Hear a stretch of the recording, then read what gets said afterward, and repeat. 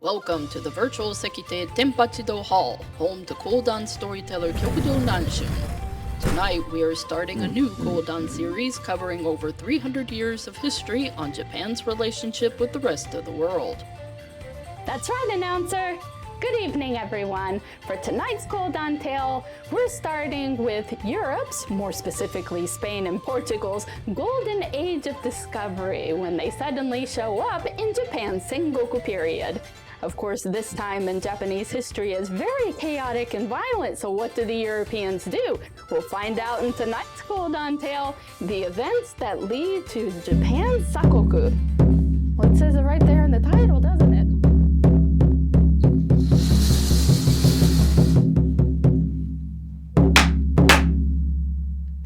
In 1492, Christopher Columbus sailed the ocean blue from Spain, but came back to Europe via Portugal. Hey, King, I found a bunch of new islands. Are you interested? Yeah, show me what you got. Ding dong, it's King Ferdinand of Aragon, Queen Isabella of Castile, and Pope Alexander VI. What is our explorer doing in Portugal? He came back here, but hear me out. Let's draw a line horizontally across the Atlantic Ocean. Everything north is Spain. Everything south is Portugal. Pope Alexander, what do you think? How about not a line horizontally, but a line vertically? Everything west is Spain. Everything east is Portugal. What do you think, Portugal? Not fair, but move the line over a smidge, and we got a deal. And so Spain got the New World and Portugal didn't. Portugal would get the eastern tip of South America and access to the southern Atlantic Ocean. 30 years later, and Portugal would find a way to sail around the continent of Africa. Whoa, there's more land over here. We can get around the Ottomans and get to India. Knock, knock, it's Ferdinand and Isabella again with new Pope Leo X.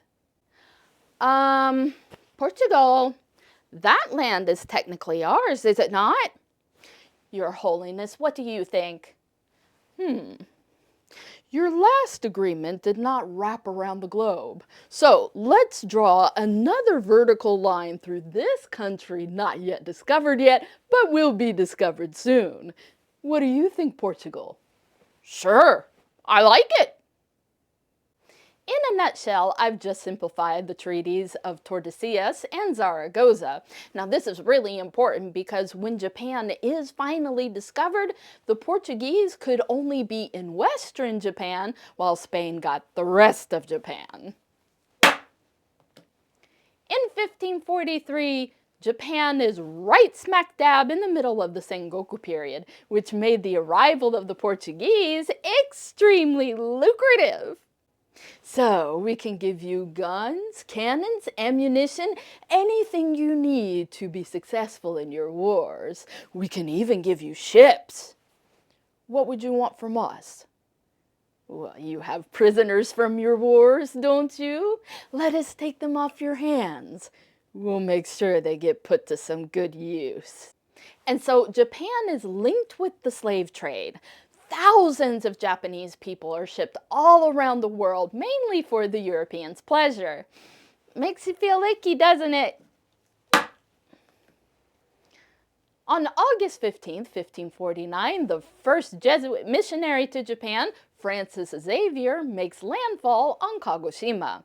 A light-skinned man dressed in the black robes of a Jesuit priest, his beard kept, his hair short, he travels around Kyushu meeting with several daimyo. I come as a representative of the King of Portugal. I wish to teach our religious values to the people of Japan and seek land for the Kingdom of Portugal. I'm sorry, what was that? I wish to teach our religious values to the people of Japan and seek land for the Kingdom of Portugal. Xavier traveled around Kyushu to mix reviews, but he would find daimyo who were willing to not only convert to Christianity, but were also willing to give their land to the Jesuits to colonize in exchange for guns and ammunition. These daimyo would be called the Christian daimyo. One day, Jesuit Gaspar Villeda proposes to Christian daimyo Omura Sumitada. Our port in Hirado was destroyed. We need a new port for trade and land for our missionaries. You can have Nagasaki. Would that work for you? Yes. If we could have Nagasaki, we can continue our activities under your protection while delivering weapons for your protection. Consider it done. Never mind the reason the Jesuits were thrown out of Hirado in the first place was because they trashed a few Buddhist temples. But they very quickly colonized the city of Nagasaki as their own. Now, whether Omura had the power to give land to the Portuguese Jesuits for a colony, other leaders definitely thought he did not. Seeing Kyushu being handed over to the Jesuits, Buddhist temples being demolished, and people being sold into slavery, Satsuma daimyo Shimazu Yoshihisa declares war. I will unify Kyushu, defeat the Christian threat once and for all, and then Kyushu will break away from Japan entirely. This is Satsuma! They're a Spartan type of warrior, so the fighting in Kyushu gets quite intense. Battles push up to the north, armies are completely eradicated, and daimyo start to fall. But the Christian daimyo are not willing to lose their sweet, sweet weapons deal with the Jesuits, and so they go off to recruit reinforcements. Who rides off to Osaka Castle clippity-clop? But Christian daimyo O Tomosorin. My lord, Toyotomi Hideyoshi. Otomo, what brings you to Osaka? Things in Kyushu are really bad, my lord. Satsuma is threatening on conquering Kyushu and breaking away from Japan. What do you want me to do? We need reinforcements to fight him. Please, send your troops. I'll think about it. But Toyotomi Hideyoshi, being one of the great unifiers of Japan, wasn't about to let Japan be broken apart again. No, Japan needed to stay united. And so he calls on Mori Teramoto, Toyotomi Hidenaga, and other vassals. Things are getting out of control in Kyushu. I think we need to put a stop to it. Muster your troops and march on Kyushu. The year is now 1585. In a three-pronged assault, Mori Teramoto's army rides out to the western side of Kyushu. On January 25th, Toyotomi Hidenaga's army rides out to the eastern side of Kyushu on February 10th. And then finally, Hideyoshi's army charges straight through the middle in March. They crash into the Satsuma forces. The three warlords in Satsuma give a violent assault that smears itself all across Kyushu, lasting for 2 years. And then it was one night. As Hideyoshi was taking a break at Taiheiji Temple, who would appear in front of him, dressed in black kimono, his head shaved, but the culprit, Shimazu Yoshihisa. My lord, please, no more. I have renounced my clan, and will live the rest of my life as a Buddhist priest. Then I will not execute you. I will leave you to your devotion. What sect are you? Nichiren sect. Then Yoshihisa, tell me why I'm really here. It was about 25 years ago or so. My father Takahisa granted the Christian padre Xavier to teach in the Satsuma domain. But that was not the padre's true intention. What was it? He wanted to claim Kagoshima as a colony of the Kingdom of Portugal. What? My father expelled him from Satsuma, but other daimyo have given their land up. What for? Why would they do such a thing? For weapons, my lord. If they converted, the Christians would give them guns, cannons, and ammunition. They also took prisoners of wars, put them on ships, and are never seen again. They're taking Japanese?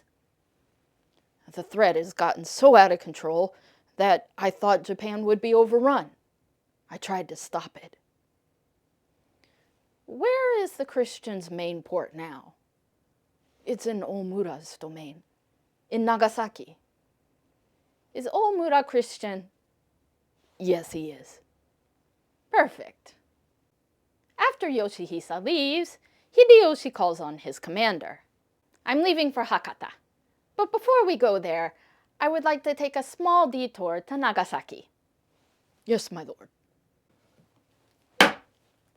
And so Hideyoshi's forces depart, and they head for Nagasaki. He calls on Omura. You better explain yourself. My lord, I've spoken with the Tendai Buddhists here in Nagasaki, and they've told me what's been happening here. That they've lost their land to the Christians. Yes, because this land belongs to God. It belongs to Japan and doesn't belong to anyone else except for the Japanese. Go. I've heard everything that I needed to hear. But my lord, we cannot deny the trade relations we have with them. If these Christians are not stopped, they'll swallow up all of Japan, selling if not killing our own people. This needs to stop here and now. And so, when Hideyoshi arrives in Hakata, he does something no one, Japanese nor Jesuit, expected. On July 24, 1587, Hideyoshi presents a document with 5 declarations. 1. Japan is not a country of one, but of many deities. It is not of the Christian religion. Their presence is not appreciated. 2. The Christian daimyo are to understand that the land they hold is not their own but belongs to Japan. Any shrines and temples given to the Christians are to be given back as they were before. 3. It was believed that missionaries were gaining followers through their wisdom alone, but they instead destroyed Buddhism in Japan. For this reason, the missionaries must leave. They have 20 days to prepare for themselves and then depart. 4. Trade relations are a separate issue from this decree, and so trade will resume. 5. Even if the merchant travels from a Christian country, they will be able to trade as long as they do not hinder with Buddhism. And then in a separate letter, Hideyoshi writes to Gaspar Coelho, who heads a missionary in Osaka. I demand that the trade of Japanese people be stopped immediately. Any Japanese sold must be returned to Japan. As you can imagine, these orders were pretty hard to enforce. Christianity went hand in hand with trade, which Hideyoshi could not ignore. The Sengoku period was still going strong, and weapons and ammunition were still needed. And we're not going to talk about what Hideyoshi was doing with Koreans at the time. He was selling them too.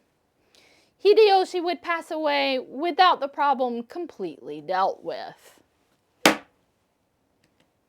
It is now the year 1600. Hideyoshi has been dead for 2 years. One of his vassals, Tokugawa Ieyasu, is going to find leverage to become Japan's 3rd great unifier, and he's going to find a way to take Christianity out of international trade. But oh, I forgot about him. What's the deal, Mr. BG? You're just gonna... Chuckle. Seriously? Thank you so much for coming to tonight's performance at Tenpachido Hall. We would like to especially thank Paul Elphinstone for keeping the lights on and Shundi for buying coffee to go. If you would like to keep the lights on at Tenpachido Hall, please visit us at the Tenpachido Hall Basement Cafe and sign up for the Lights Out membership tier. You can enjoy a full performance without this annoying piece of Chuckle language. Please like, share, and subscribe, and we'll see you next time.